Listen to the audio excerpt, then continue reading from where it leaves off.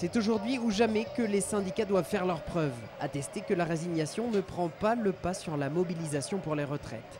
Au départ des Carmes, la manifestation est plutôt calme et les syndicats encore incertains sur l'ampleur du mouvement en cette journée test pour le gouvernement.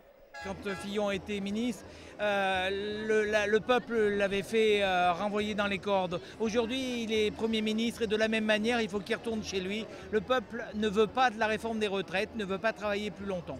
Le gouvernement présente comme inéluctable l'allongement de la durée de cotisation et le report de l'âge légal. Et nous, on veut expliquer qu'il n'y a pas que ça. À peu près 20% du montant des dépenses relève de la solidarité. Il faut donc que tous les revenus, y compris les revenus financiers, participent à cet effort de solidarité. Retraite, emploi, salaire, prenons sur les profits des actionnaires.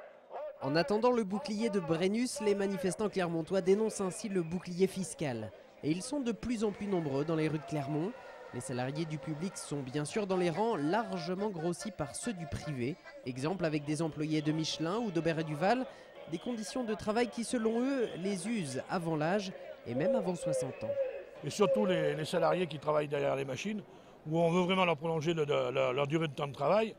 Et à 60 ans, c'est impossible d'être derrière des machines.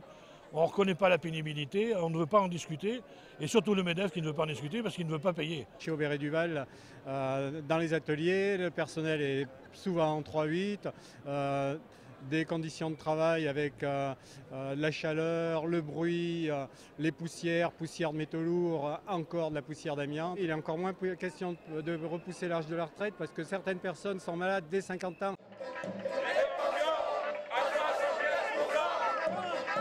Ils étaient donc entre 7 et 15 000 selon les sources à porter en masse ces revendications. Une mobilisation assez inattendue et sous la pression populaire, c'est le préfet lui-même qui a reçu une délégation syndicale. Nouveau jalon d'un combat qui, dit-on, sera long.